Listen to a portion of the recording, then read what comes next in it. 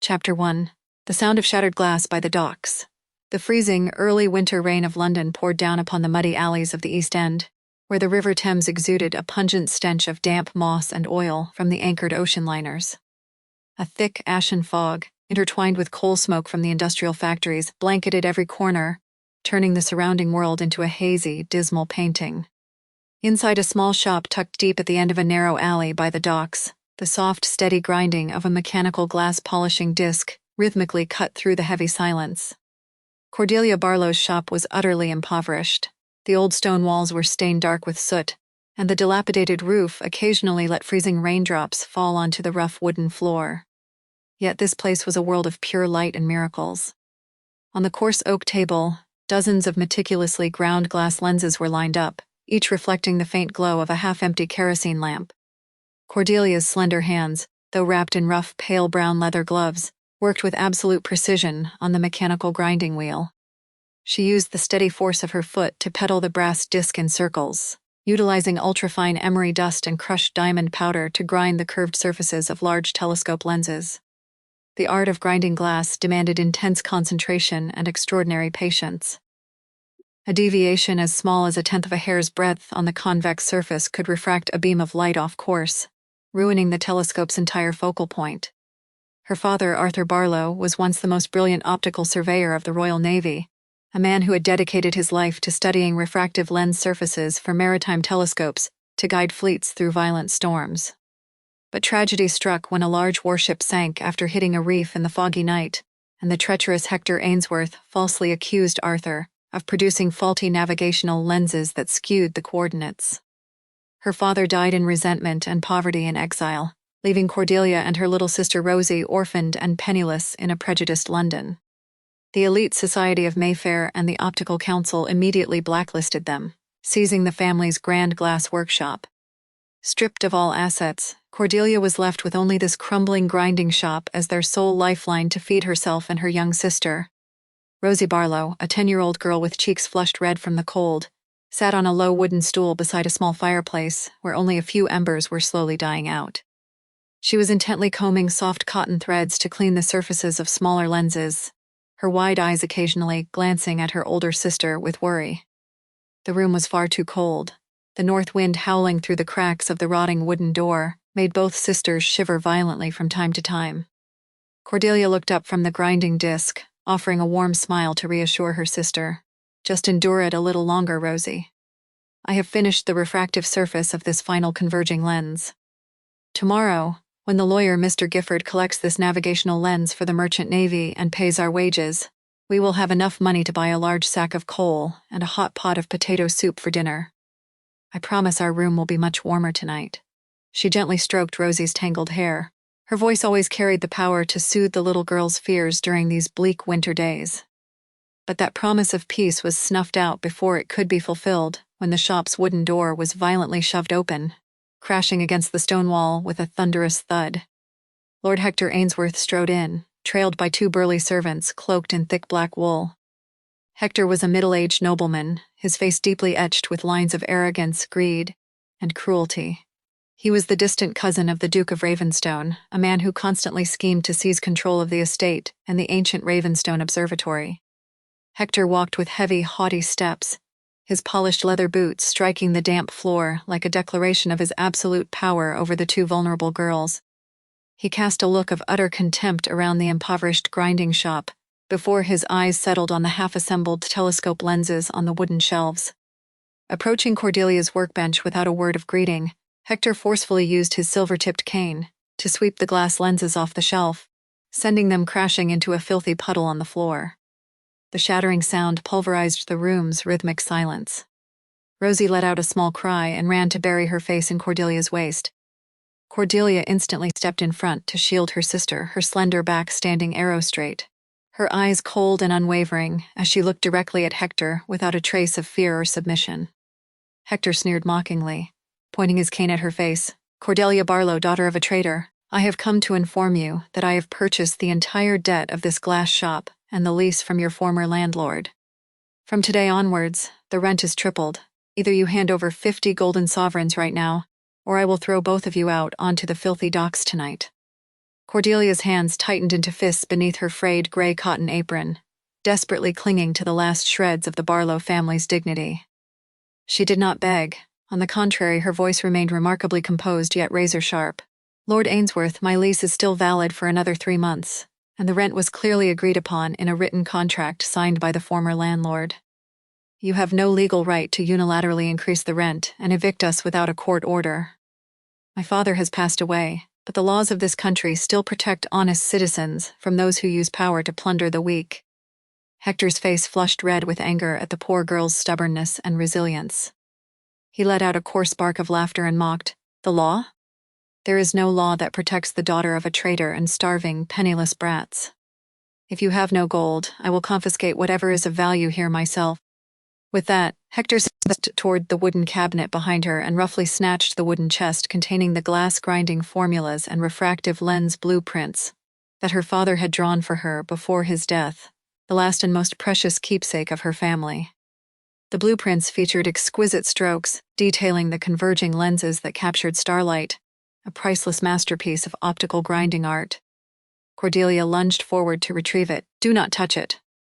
That is my father's only keepsake." But Hector's servants immediately blocked her path, shoving her hard onto the freezing stone floor of the workshop.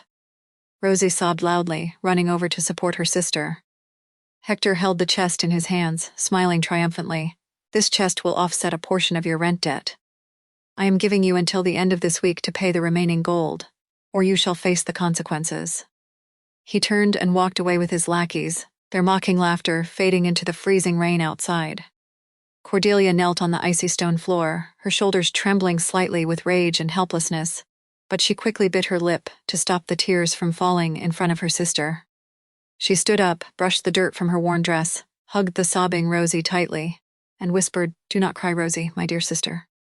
We still have these raw pieces of glass, we still have our intellect, and we still have these hands.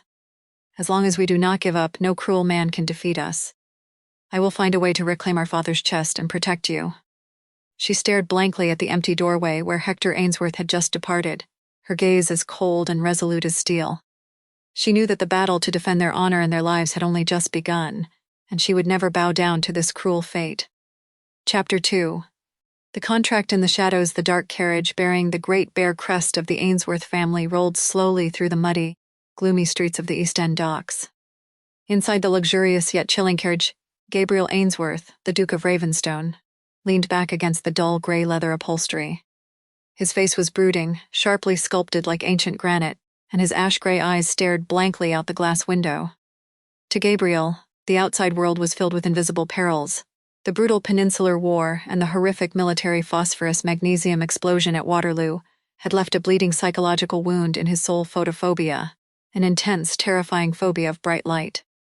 Ever since the blinding flash and shrapnel had ravaged his optic nerves, any strong light source or blazing sunlight that entered his vision would trigger agonizing migraines, a racing heart, and dizzying battlefield hallucinations. Because of this, the coats he wore were strictly pitch black or dark navy, and the young Duke's world revolved entirely around soothing shades, under soft candlelight and gentle starlight. Gabriel loathed the noise and chaos of this great city, where glaring street lamps or the brilliant balls of the aristocracy could suddenly send him into a panic, and he always yearned to return to the isolation of Ravenstone Castle in the wild north. The carriage abruptly came to a halt beside a narrow alley leading to Cordelia's glass shop. The sounds of arguing and Hector Ainsworth's destructive rampage echoing from the alley interrupted the silence within the carriage. Gabriel frowned, pushing the carriage door open slightly. He stepped down onto the street. His tall, imposing figure immediately drew the attention of a few poor onlookers nearby. Cloaked in a thick, pitch-black wool coat and wearing his familiar dark leather gloves to avoid contact with the outside world, Gabriel walked with slow but commanding steps into the damp alley. He did not like to meddle in the affairs of others, especially in this squalid East End, but the threatening voice of Hector Ainsworth, his greedy, distant cousin, who constantly plotted to seize his estate and observatory, had piqued his curiosity. As Gabriel stepped over the rotting wooden threshold of the glass shop, he witnessed Hector Ainsworth clutching the wooden lens chest of Cordelia's father, while she stood proudly facing him. The stark contrast between the poor girl's slender frame and the resilient, arrow-straight posture she held before two burly servants made Gabriel pause. His sharp ash-gray eyes quickly recognized Cordelia's extraordinary composure. When Hector thrust forward a forged promissory note to force her signature, Cordelia did not panic. She picked up a shard of broken glass from the floor and held it close to the small candle on the table. The candlelight refracted through the curved surface of the glass shard, projecting a magnified, flat beam onto the paper, clearly exposing the erased ink stains and the forged signature written in cheap, patchy chemical ink. The sharp intellect and brilliant light analysis skills of the poor girl shook Gabriel profoundly. Gabriel took a step forward, the sound of his leather boots striking the damp stone floor cutting off Hector's threats. A terrifying silence spread through the small room as the towering duke stood there. The mocking laughter of the two servants abruptly ceased, and they timidly shrank back. Hector jolted around, his triumphant face instantly turning to shock and fear upon seeing the Duke of Ravenstone. "Gabriel, why are you here in this filthy slum?" Gabriel did not answer his question. His cold ash-gray eyes stared straight at the chest in Hector's hands, and his voice was low but carried an overwhelming authority. "Put that chest down, Hector. The honor of the Ainsworth family does not permit a member to rob a poor girl of her keepsake to settle a debt." Hector went pale, his trembling hands placing the chest back onto the wooden table, but he still tried to salvage his dignity with a mocking tone, deliberately reopening Cordelia's wounds. "I am merely claiming the lawful rent debt from the daughter of a traitor. Her father, Arthur Barlow, was convicted of selling naval lens secrets to the enemy. All of London despises their reputation. Your Grace need not pity this lowly sort." Hearing those insults, Cordelia stepped forward, her voice ringing out with steely, chilling conviction as she cut him off. "My father was no traitor. That accusation was a blatant slander fabricated by enemies to steal our royal glass workshop. Justice may be obscured in the shadows, but the honor of the Barlow family has never been lost on any pane of glass." Gabriel looked at Cordelia, observing her hands, the crevices of her fingers slightly roughened by glass-grinding emery powder, yet immaculately clean and carrying the scent of distilled herbs. The unyielding pride of this girl was completely different from the ladies of Mayfair, who constantly tried to approach him with sweet lies. Gabriel turned coldly to the lawyer Gifford, who had just stepped in behind him. "Gifford, pay off the entire rent debt of this glass shop to the new landlord, and terminate Hector Ainsworth's current land lease for this area." Hector could only stammer in deep dissatisfaction, not daring to defy the Duke's orders. Turning back to Cordelia, Gabriel stood at a polite distance of 6 feet, his voice calm and steady. "Miss Barlow, the Ainsworth family requires an artisan who truly possesses the skill to grind glass and restore royal telescopes to rebuild the ancient observatory of Ravenstone Castle. I propose a formal contract. I will pay you 500 golden sovereigns and protect your family from any harassment, and in return you must complete these telescope lenses by next spring at my estate. Will you accompany me?" Cordelia looked at Gabriel, recognizing the coldness and majesty of this deeply wounded duke, yet sensing the underlying respect for her father's talent. She dipped into a polite curtsy, clasping her sister Rosie's hand tightly. "I accept. Your Grace, the honor of the Barlow house shall be restored through your lenses." Gabriel nodded, gesturing for his servants to carry the small wooden trunk containing her glass-grinding tools onto the luxurious carriage. Rosie let out a soft gasp as she stepped into the warm, sandalwood-scented carriage cabin for the first time, while Cordelia sat opposite the Duke, silently vowing to use all her talents to fulfill this contract, leaving Hector Ainsworth trembling in rage and impotence on the edge of the dark alley. Chapter 3. The Candlelit Castle. The journey from the dazzling city of London up north to the wild Yorkshire moors took 3 days and nights in the sturdy Ainsworth family carriage. The further they traveled from the capital, the more desolate and freezing the landscape became, with grey stone valleys shrouded in fog and untamed moors blanketed by a thin layer of white snow. Little Rosie had fallen asleep from exhaustion, her head resting on her sister's shoulder, while Cordelia remained awake, her eyes fixed on the rolling rocky ridges outside the window. She could feel the distinct shift in the air. It grew pristine, biting cold, and carried the breath of the wild highlands. The Duke of Ravenstone sat silently in the opposite corner, hardly speaking a word throughout the long journey. His presence was like a silent stone statue, yet exuded an invisible pressure that deterred anyone from speaking out of turn. As the carriage passed through the massive iron gates, carved with the Great Bear constellation, and entered the grounds of Ravenstone Castle, Cordelia could not help but be awestruck by the sheer scale of the estate. The castle was built entirely of dark gray stone, reigning majestically atop a windswept hill, surrounded by rows of ancient leafless oak trees, stretching their skeletal branches toward the gloomy winter sky. The castle boasted an ancient, imposing Gothic architecture, yet it emanated an eerie, chilling sense of isolation. When they stepped through the thick oak doors into the main hall, the bizarre decor of this estate truly astounded Cordelia and Rosie. The entire main hall and corridors were plunged in a murky darkness, without a single shutter open to welcome the daylight. This place was illuminated only by gentle candles, placed in light-shielded porcelain holders to minimize the glare. The entire floor was paved in alternating white and black marble to create flawless checkerboards. The thick wool rugs running along the corridors were all in deep indigo, navy blue, and cold gray tones, and the velvet curtains cascading down the grand windows were strictly dark blue or ash gray. On the cold gray stone walls, there was no painting depicting red hues or blinding light, only landscape paintings of the deep blue ocean or soothing constellations. Rosie squeezed Cordelia's hand tightly, whispering in fear, "Cordelia, why is there no sunlight or fresh flowers here? It looks like a castle sunk at the bottom of the deep sea." Cordelia gently rubbed her sister's shoulder to comfort her, but deep down she was beginning to understand the reason. This Duke of Ravenstone suffered from severe photophobia due to the ghost of the Waterloo War, and he had completely eradicated daylight and strong light sources from his living space to prevent panic attacks and chronic migraines. The butler Barnaby, an elderly man with a stern demeanor dressed in an elegant black suit, bowed respectfully to welcome them and led Cordelia up to the Duke's study to establish the rules of the house. Gabriel Ainsworth was seated behind a massive polished ebony desk in his vast study, where only a single beeswax candle burned. The faint candlelight cast its glow, highlighting the angular features of his exhausted yet cold face. Gabriel spoke in a low voice, his ash-gray eyes looking straight at Cordelia, maintaining a strict 6-foot distance between them. "Miss Barlow, I welcome you and your sister to Ravenstone Castle. But before you begin the task of crafting the lenses and restoring the telescope, we must agree upon some strict rules within this estate to ensure everything operates in proper order." Gabriel stood up, walking slowly toward a dark corner, his black leather gloves clasped lightly behind his back. "Rule number 1. Your workspace will be strictly confined within the ancient Ravenstone Observatory in the West Tower, where the giant telescope is being assembled. I have prepared a temporary glass grinding workshop just below the observatory for you, complete with all lens grinding tools and emery powder. Rule number 2.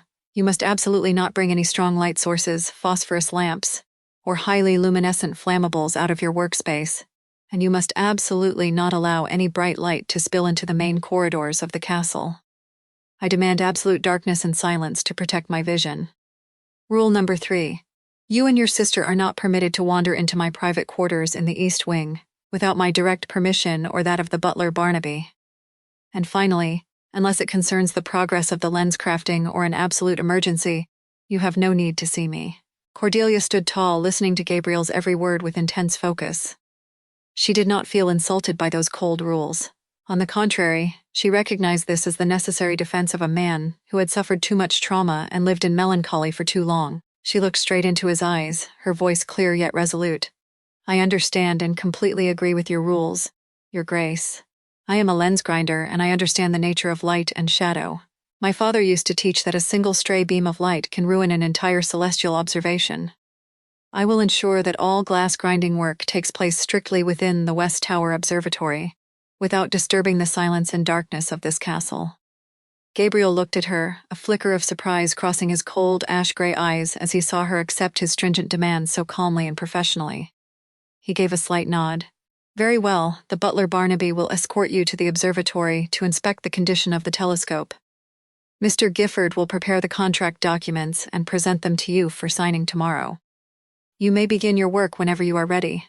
Cordelia dipped into a curtsy to Gabriel, then turned and walked out of the study with the butler. As she walked down the dimly candlelit corridor, she thought of the ancient astronomical observatory, a brilliant symbol of the connection between humanity and the vast universe, and the Duke who lived in the dark, fearing his own light. She knew that her mission was not merely to craft exquisite telescope lenses, but also to help soothe the wounds of the battlefield and bring genuine warmth to Gabriel's frozen soul. Chapter 4. Gazing into the stars, the ancient Ravenstone Observatory sat atop the west tower of the castle, a vast space with a revolving steel hemispherical dome and large shutters opening to the night sky. In the center of the observatory, the giant refractive telescope of the Ainsworth family rested on a solid cast-iron pedestal. The telescope was over 15 feet long, but it had been abandoned for years. The large converging lens at the front of the tube had been completely shattered by an old thunderstorm. The gears that rotate the dome were rusted, and the brass focus adjusters were jammed. Cordelia stood before the colossal telescope, gently tracing her white linen-gloved fingers over the ancient mechanical parts, feeling the majesty of the universe and the brilliance of the artisans who came before her. She quickly set to work, erecting a tall wooden ladder beside the telescope and establishing a temporary glass-grinding workshop in the annex just below the observatory. The annex was warmed by the glowing embers from a small fireplace, where Cordelia heated resin to act as glue to attach the lenses to the grinding spindle. She opened her father's wooden chest, bringing out the premium raw glass imported from Venice, the bags of finely ground emery powder, and the soft leather pads to polish the glass surfaces.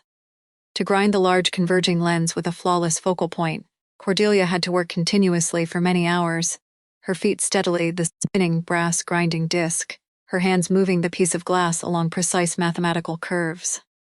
The sweet scent of hot resin intertwined with the smell of mechanical gear oil gradually filled the observatory, bringing a vibrant rhythm to this silent space. She carefully adjusted the ratio of emery powder from coarse grains to an ultrafine chalk-like dust, combined with red iron oxide to polish the convex lens surface to a high gloss. Her shoulders ached and her heels grew numb after each night of standing and pedaling the grinding disc, but Cordelia's eyes still sparkled with an unwavering resolve. She knew that the accuracy of this lens surface was the passport to restoring her family's honor. Occasionally she would pause to use a testing lens to check the convergence of the light beam under the faint candlelight, ensuring that no air bubbles or refractive ripples appeared in the center of the glass.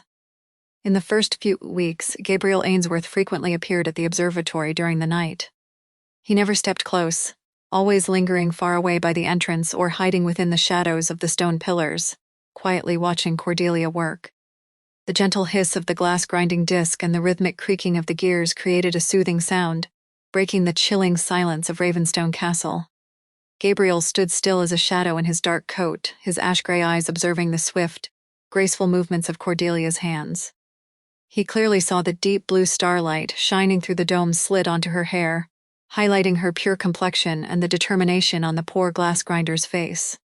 Cordelia's resilient and silent presence was like a small lighthouse warming his lonely soul.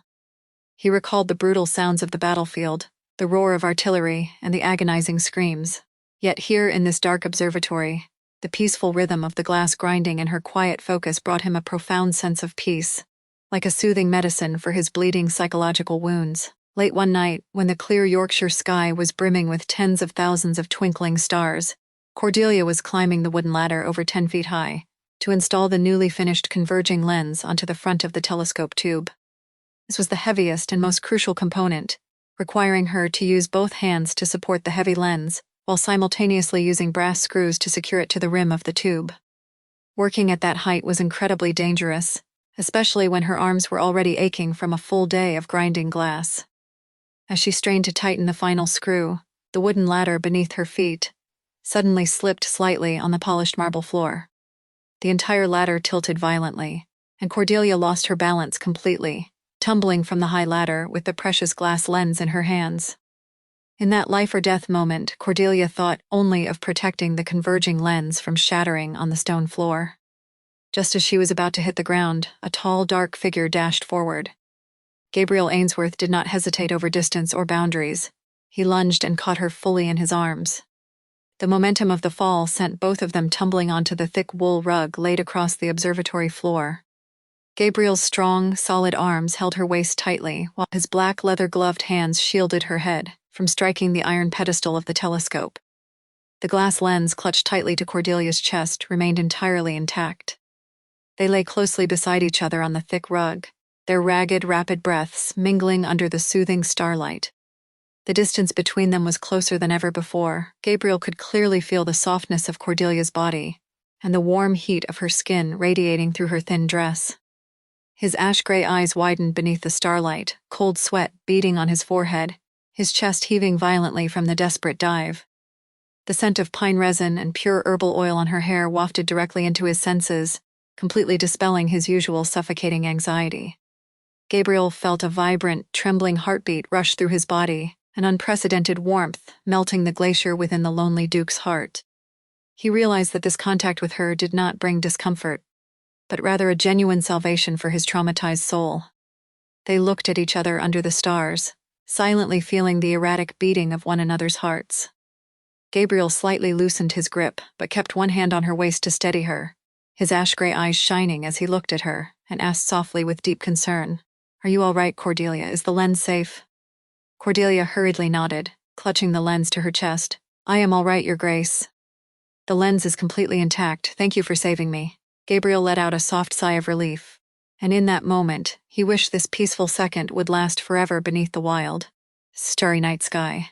Chapter 5. The panic beneath the sun. That morning, an unexpected accident occurred at Ravenstone Castle when a new servant named Thomas, unfamiliar with the Duke's strict rules, carelessly flung open the large cedar shutters of the West Tower Observatory in broad daylight to sweep away the dust on the floor. The young servant Thomas had just started working. Finding the room too dark and gloomy, he violently pulled the rope, controlling the shutters. The glaring midday winter sunlight, reflecting off the blinding white snow outside, instantly flooded into the room like a torrential flood of intense light, shining directly into the corridor, where Gabriel Ainsworth was passing by to inspect the estate's ledgers.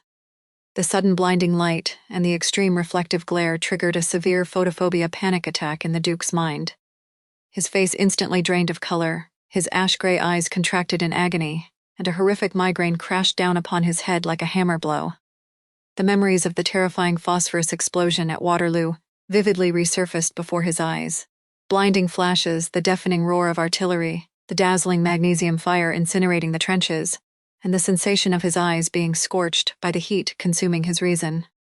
Gabriel collapsed to his knees on the stone floor, both hands clutching his head tightly, his chest heaving violently like a man suffocating in a dark dungeon. Cold sweat poured down like rain. He completely lost his sense of orientation and continuously groaned in utter panic.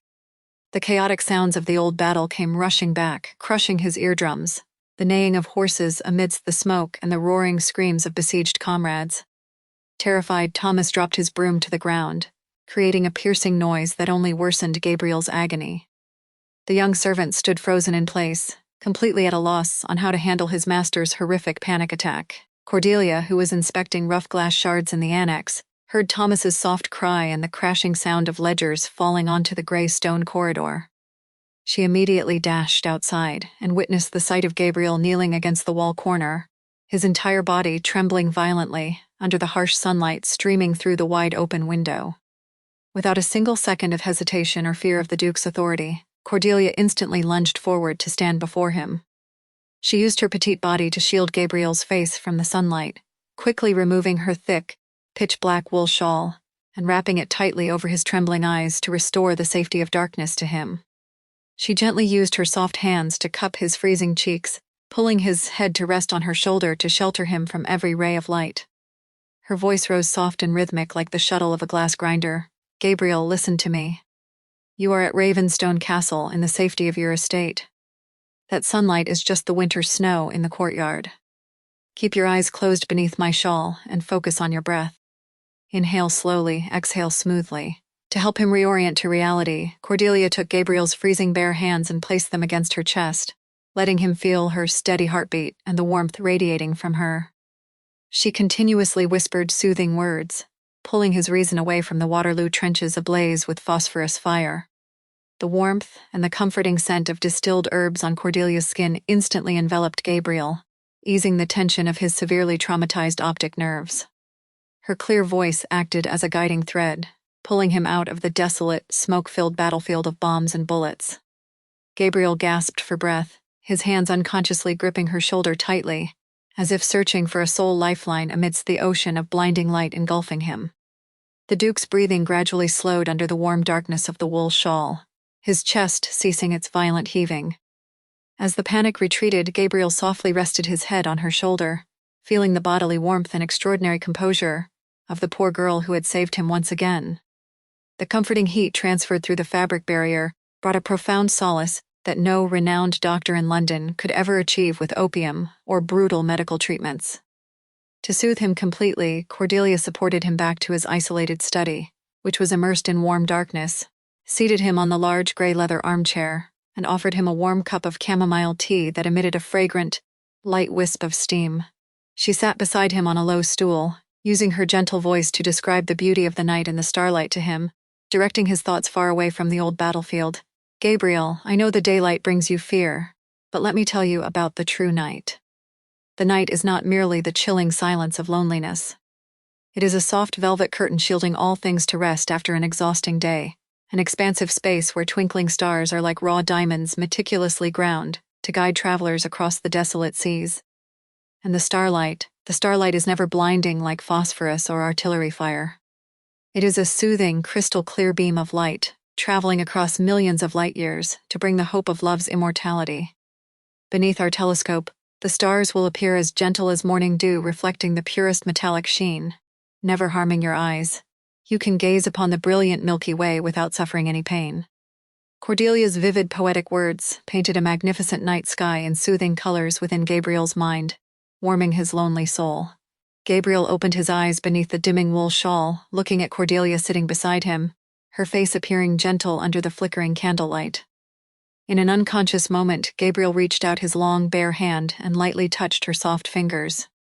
As their skin made direct contact, a warm current instantly ran down Gabriel's spine.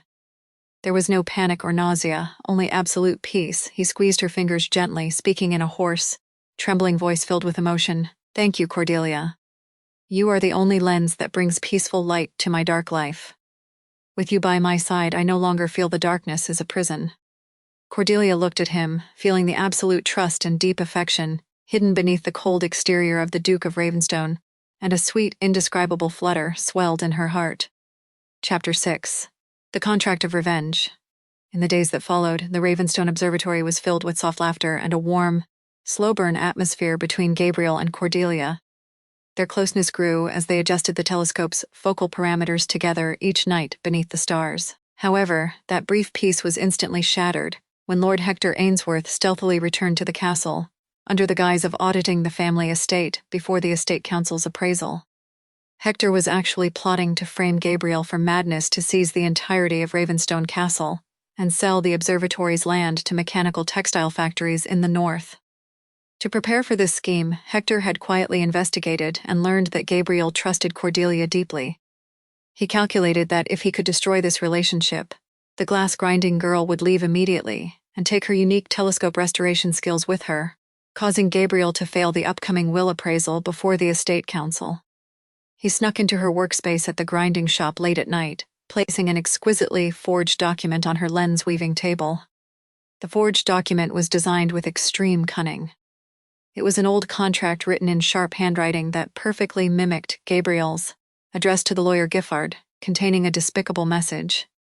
"Giffard, the daughter of Arthur Barlow, is merely a useful optical tool to help me restore the telescope and find the constellation coordinate map containing the location of the North Meadows silver mine. Once she completes the lens and my inheritance rights are firmly established before the estate council, I will immediately throw both her and her sister out to avoid trouble. The Mayfair aristocracy would never accept the bloodline of a traitor like her father. Using her is only a temporary legal leverage to deal with Hector's forces. Prepare the necessary eviction papers when the glass grinding is complete." This forged letter, written on ancient parchment bearing the family's watermarked seal, was a fatal blow to Cordelia's deeply fluttering heart. Each word felt like a cold blade, shredding the young girl's budding trust, leaving a desolate void filled with extreme doubt and disappointment in her soul. When Cordelia returned to the grinding shop after a shift and read the parchment under the dim candlelight, her color instantly drained, her hands and feet suddenly turning freezing cold.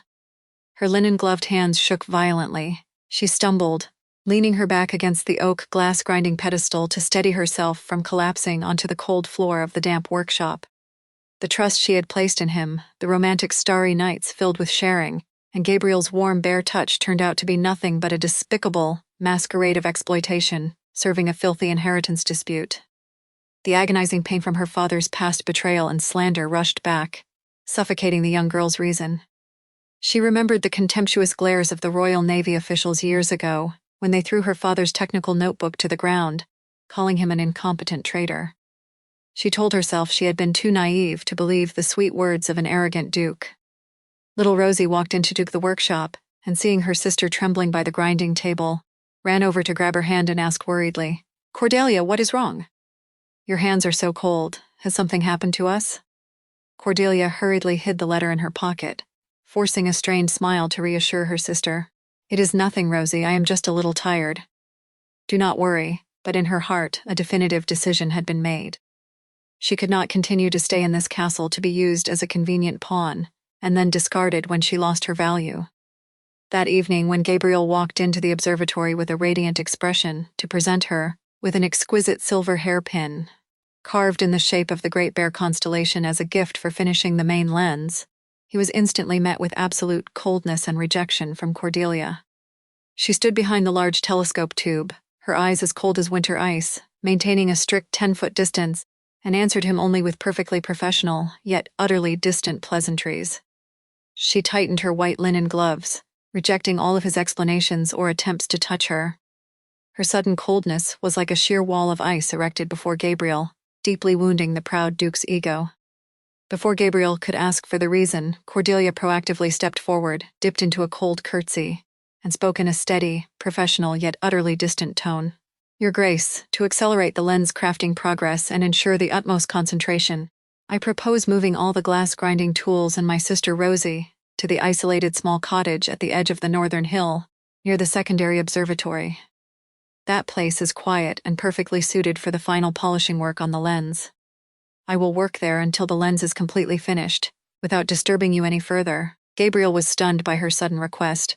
His ash-gray eyes narrowed, an underlying anger rising in his heart as he thought she was deliberately trying to avoid him, rejecting the protection and intimate closeness they had both just struggled to attain. The cold, proud, defensive instincts of the Duke instantly flared up. Hiding his leather-gloved hands behind his back, he spoke in a voice as cold as winter snow. "If Miss Barlow believes that leaving this main castle is the best way to fulfill her contractual obligations, then I will not stop you. The butler Barnaby will assist you in moving your belongings tomorrow. But remember this, you must complete the lens before the Estate Council's appraisal." "I will not accept any delays for personal reasons." Cordelia merely gave a slight nod, silently packing her blueprints to leave, dragging two newly blooming souls back into the dark world of profound loneliness and misunderstanding. Chapter 7. The stormy night at the observatory, the isolated small cottage stood utterly alone on the edge of the northern hill, bordering the untamed land of North Meadows. Originally the dwelling of the castle's old weavers, the cottage was built from rough, ancient gray stone slabs and had been abandoned for years. When Cordelia and Rosie moved in, the cottage contained only a small stone fireplace and a few crude wooden furnishings. Cordelia quickly rebuilt her glass grinding table next to the window to utilize the faint winter sunlight.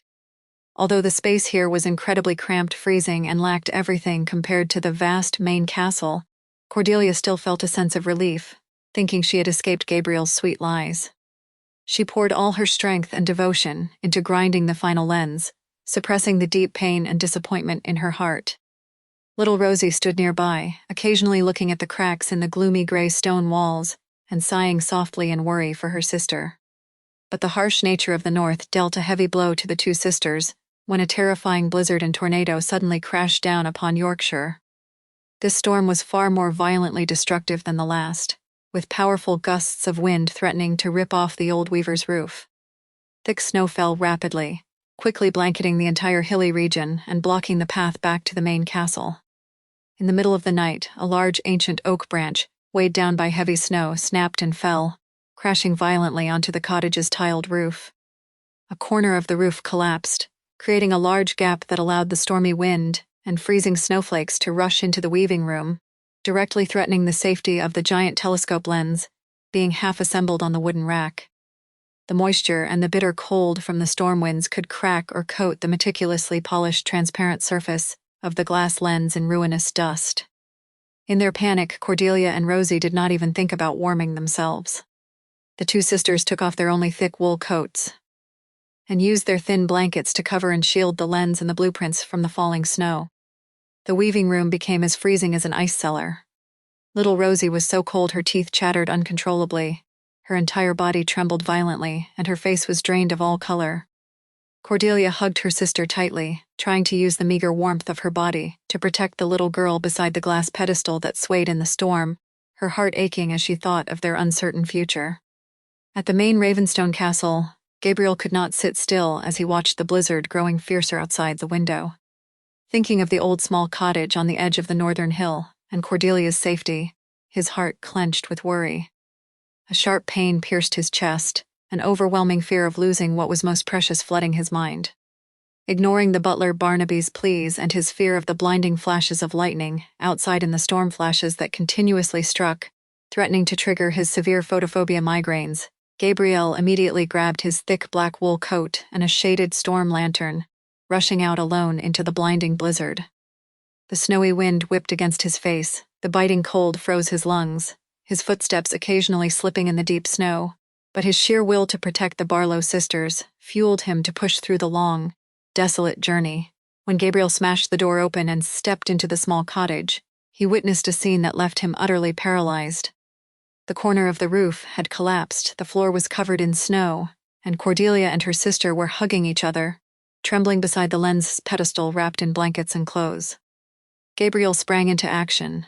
He lunged forward, using his broad, sturdy shoulders to temporarily brace the displaced wooden beam on the roof to prevent it from collapsing further. He tore off his thick, warm black wool coat and draped it completely over the lens pedestal to protect the masterpiece, simultaneously pushing the two Barlow sisters close to the small fireplace corner, where he quickly lit a fire using the dry firewood he had brought along. The physical contact and the forced close proximity in the narrow room helped warm the two sisters. Gabriel sat on the bare ground right beside Cordelia, the heat from the fireplace and his body radiated to soothe her freezing cold. While Cordelia searched her bag for a box of wax candles to light, Hector Ainsworth's forged letter accidentally fell out onto the dirt floor. Gabriel saw the parchment bearing his forged signature. He picked it up to read, and his ash-gray eyes immediately blazed with a fiery, absolute rage. Gabriel turned to look at Cordelia, realizing that her agony and defensiveness over these past days stemmed from this despicable forged letter. Gabriel crumpled the parchment in his bare hand. His voice was low, trembling with emotion yet unwavering as he looked straight into her eyes. "Cordelia, this letter is a despicable forgery by Hector Ainsworth. He wanted to destroy the trust between us, forcing you to leave the castle, so he could easily seize the North Meadows land strip and prove me incompetent to manage the estate. I swear upon the honor of the Ainsworth family and the soul of my late mother, I have never viewed you as a tool, nor despised the honor of the Barlow house. You are not a tool, Cordelia. You are the only one who brings warmth and soothing light to my dark life. Do not leave me." Cordelia looked deep into Gabriel's ash-gray eyes. She saw the sincerity, the pain, and his profound affection clearly displayed on every feature of his face, without a trace of pretense or deceit. All the misunderstandings and resentment from the past days dissolved completely like snow meeting the sunlight. Cordelia gave a soft smile, hot tears rolling down her cheeks. She placed her warm hand over Gabriel's bare hands, nodding gently. "I believe you, Gabriel. We will protect this lens and this estate together." Gabriel squeezed her hand tightly. The soothing scent of pine oil mingled with the warmth of the fireplace to banish the freezing darkness. In the freezing blizzard night on the edge of the wild forest, two hearts drew closer together, warming each other amidst a lonely world filled with conspiracies, opening a new chapter full of warm light. Chapter 8.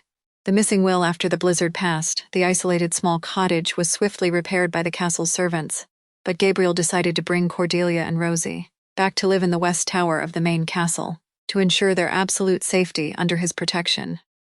The colossal telescope was finally fully assembled by Cordelia, after countless arduous days and nights at the grinding table. It was an unprecedented optical masterpiece.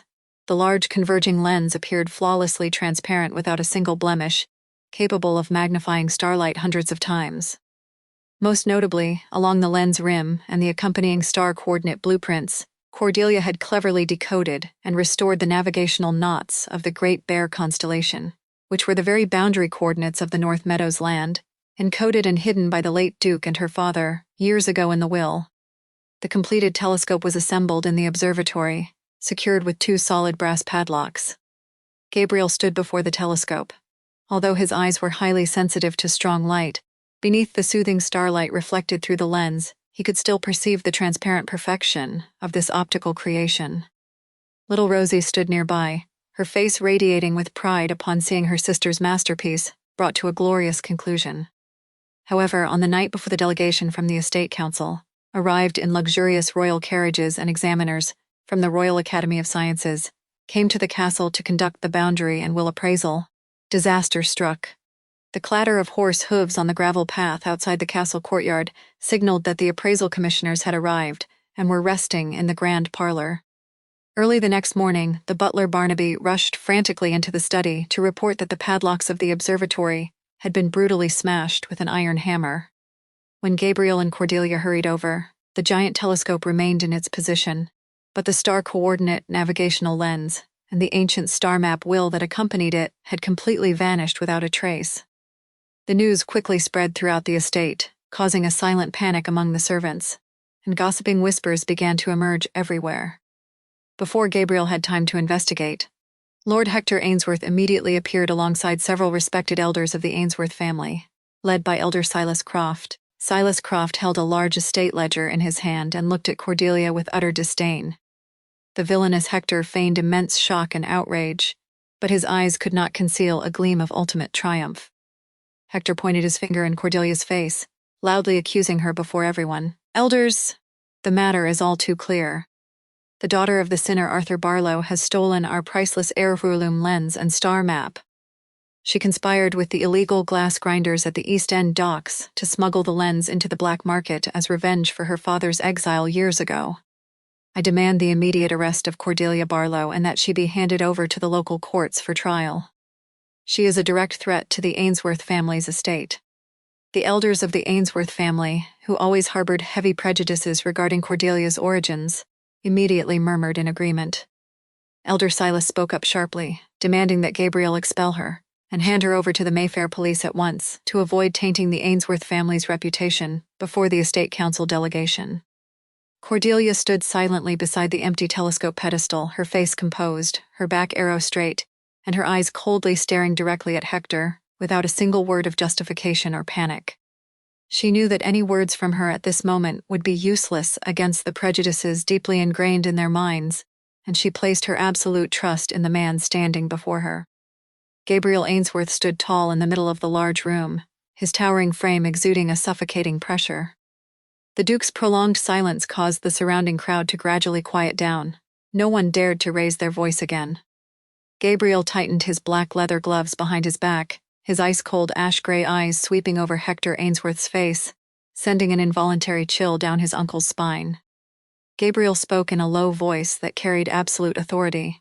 "No one is permitted to touch Miss Barlow in this castle without my consent. Hector, your evidence is nothing but baseless speculation. To facilitate the investigation and ensure the appraisal proceeds on schedule, Miss Barlow will be temporarily confined to the West Tower under the supervision of my trusted subordinates. Mr. Gifford and I will search for the lens." After dismissing the crowd, Gabriel personally climbed the spiral stone staircase of the West Tower to meet Cordelia. The stormy wind outside still howled through the crevices of the dark stone corridors. His heavy footsteps echoed in the narrow space. When he entered the small tower room, which he had made clean and warm with a large fireplace glowing bright red, he saw Cordelia calmly sitting by the window seat, watching the snowflakes falling in the distance. Gabriel brought her a warm wool shawl, and personally added dry firewood to the fireplace to dispel the cold of the Greystone Tower room. He approached, removed his black leather gloves, and took Cordelia's soft hands, his voice filled with warmth and trust. "Cordelia, I know you did not do this. This is a trap set by Hector to drive you away, and present his forged star map to claim the rights to the North Meadows, land at the inaugural dinner. He secretly stole the real lens, but he does not know that Gifford and I have prepared a plan to give him a taste of his own medicine. I want you to stay here temporarily to ensure your absolute safety. Tonight, at the welcoming banquet for the Estate Council, we will tear off his mask before the entire aristocracy and restore your father's honor." Cordelia gave a soft nod, gently squeezing his hand to express her absolute trust in the Duke's plan. Chapter 9. The miraculous focal flame. The drawing room of Ravenstone Castle was immersed in an incredibly solemn and tense atmosphere tonight. Without the massive Senate delegation from the capital, the appraisal was restricted to the family's exclusive council of trustees. Seated around the large mahogany table were the estate trustees led by Mr. Gifford, the Royal Textile Inspector Sir Colin Higgins, and the local magistrate Squire Thornton representing Yorkshire law. Lord Hector Ainsworth was dressed lavishly, his face clearly etched with extreme arrogance and triumph. He confidently stepped up to the central podium, gesturing for a servant to bring out an ancient star map will that he claimed to have recovered from Cordelia's accomplices at the East End docks. He stretched the map over a wooden stand for everyone to admire. The estate trustees and Sir Higgins approached to compare the star map with the ancient boundary deed documents of the Ainsworth family. The constellation strokes on the map appeared identical to the original, and the navigational boundary knots indicated that the North Meadows land strip, rich in silver ore, belonged to Hector Ainsworth. Hector let out a loud, arrogant laugh, turning to pressure Gabriel. "Honorable appraisers, the evidence is all too clear. This star map will prove that the land ownership belongs to me. Furthermore, Duke Gabriel Ainsworth suffers from severe photophobia, unable to personally expose himself to daylight, to manage the estate and distinguish the indices. I demand that the trustees and Magistrate Thornton sign the document transferring ownership of the North Meadows land and hand over the estate's management rights to me immediately."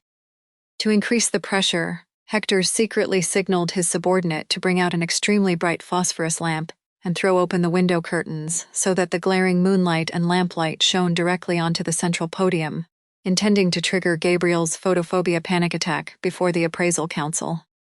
Seeing the blinding beam of light flash, Gabriel instantly felt a freezing chill run down his spine, his chest tightened, and the flickering hallucinations of Waterloo raged in his mind. However, he looked toward the entrance and recalled Cordelia's soothing, warm descriptions of Starlight in the dark study. Her words acted as a mental shield, protecting him from the fear of light. Gabriel took a deep breath, clenching his bare fists beneath his coat to suppress the psychological shock, his face maintaining an icy, frozen-like stillness. He did not collapse to Hector's despicable expectations. Just as Magistrate Thornton was about to sign the transfer document, Gabriel spoke in a low, steady voice, signaling to Mr. Giffard, bring our chief artisan in here to conduct the final optical appraisal." The large doors swung open, and Cordelia Barlow walked in with steady steps, her head held high in pride. She wore a simple yet immaculate gray cotton dress, her slender hands protected in pure white linen gloves. The appearance of the poor glass-grinding girl with such a poised demeanor caused the entire audience and Sir Higgins to murmur in attention. Hector Ainsworth burst into mocking laughter, loudly insulting her. "You still dare to show your face here, daughter of a sinner? Do you wish to deny the crime of stealing our heirloom before the honorable appraisers?" Cordelia stopped before the appraisal podium, her voice ringing out with steely conviction. "Honorable appraisers, the star map will that Lord Hector is displaying before you is entirely a forged creation. I will prove it immediately with an undeniable optical focal test." Cordelia took out from her fabric bag a high-magnification optical lens that she had ground herself. She brought the lens close to Hector's forged will, inviting the trustees to observe. Under the sharp resolution of the lens, every line of ink drawing the constellations on the map appeared starkly clear. Instead of the smooth, seamless lapis lazuli mineral structure of ancient royal ink, Hector's ink clearly revealed cheap, broken, smudged industrial pigment particles and rough chemical residue. Cordelia explained, the ancient ink of the Ainsworth family was formulated from natural mineral powders, leaving absolutely no jagged color residue beneath the lens. Meanwhile, this forged map uses a new chemical ink. Beneath an optical lens, its fraudulent nature is instantly exposed. Sir Higgins leaned in to look through the lens, nodding repeatedly. "Exactly. The ink particle structure is roughly clumped and broken. This is entirely an artificially aged industrial chemical ink." Simultaneously, Gabriel gestured for a servant to present the real telescope containing the genuine lens that Mr. Gifford had recovered from Hector's secret chest. When Cordelia placed the genuine lens into the tube and shone candlelight through it, the Great Bear constellation reflected brilliantly, clearly displaying the hidden boundary coordinates of North Meadows exquisitely engraved beneath the rim of the glass, matching the ancient deed perfectly. Magistrate Squire Thornton instantly stood up, issuing an order to the local soldiers. "Hector Ainsworth, your conspiracy of fraud, forging a will, and theft has been completely exposed by Cordelia's lens. Arrest him at once." Hector's face turned ashen as ash. He collapsed trembling on the floor, the dry clanking of iron chains echoing as the soldiers escorted him away in utter humiliation. The estate trustees signed to confirm Gabriel's permanent ownership of the North Meadows land. Gabriel Ainsworth slowly stood up from the chairman's seat, walking with majestic steps toward Cordelia, who stood proudly in the center of the drawing room. Before the eyes of the trustees, Gabriel removed his black wool duke's coat, gently draping it over Cordelia's slender shoulders, standing close beside her and declaring in a warm, commanding voice, "The forged ink on this map could be unmasked by Cordelia's lens, but her dignity and the honor of Ravenstone cannot. From today onwards, she is my one and only Duchess, and no one has the right to judge her place." Chapter 10. The dawn of Ravenstone. Following the dramatic and turbulent events of winter, Ravenstone Castle slowly entered the warm weather of spring. The thick snow and freezing ice on the wild hills of Yorkshire gradually melted away, giving way to vast expanses of lush green grass and the brilliant blooming of pure white snowdrops and warm yellow daisies.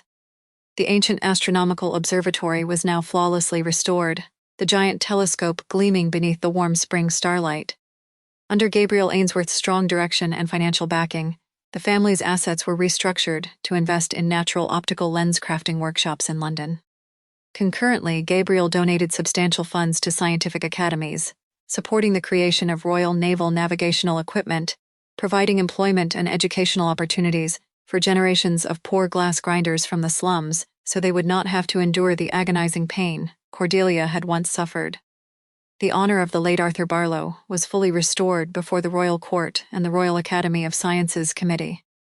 A bronze statue of Arthur Barlow holding a glass lens was solemnly unveiled at the entrance of the new Royal Optical Workshop named Barlow and Sisters. The Mayfair elite, who had once shunned and insulted the two sisters, now continuously sent countless calling cards and banquet invitations, hoping to catch the attention of the future Lady of Ravenstone.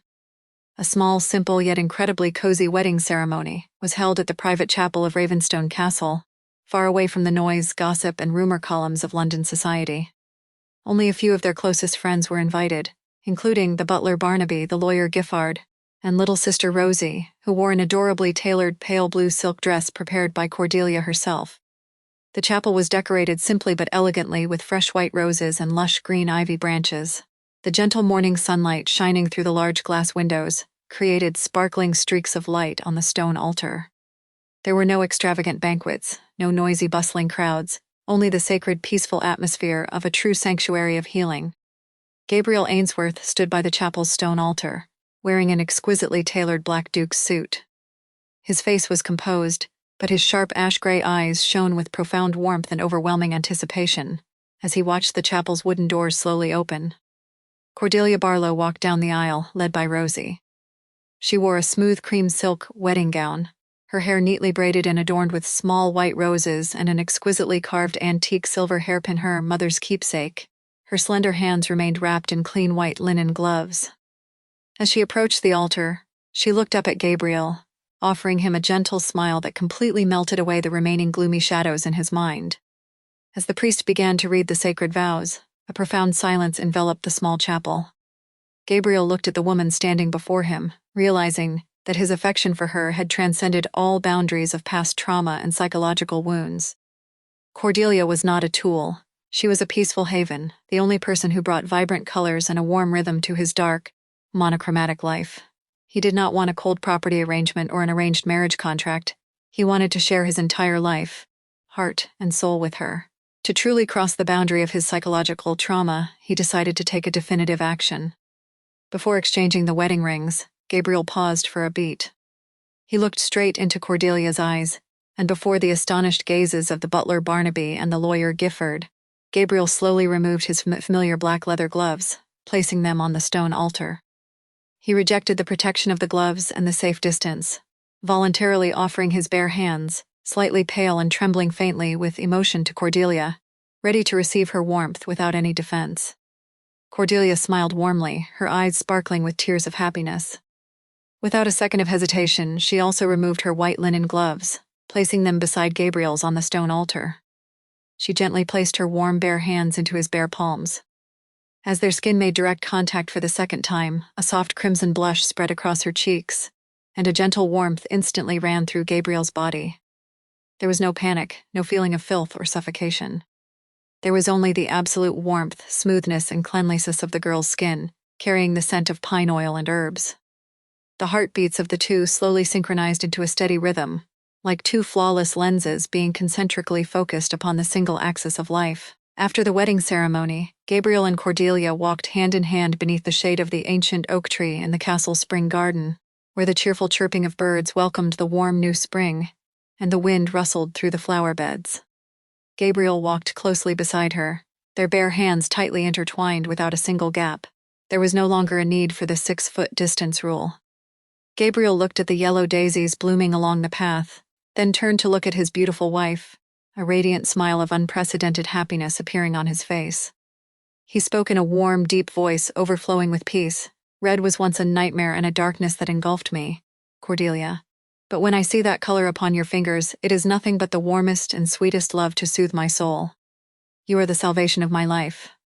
Cordelia rested her head against his sturdy shoulder, whispering gently, "Our time has only just begun, Gabriel." Beneath the brilliant spring sunlight of Yorkshire, two hearts beat together in a warm rhythm, embarking on a new journey filled with light, trust, and eternal love.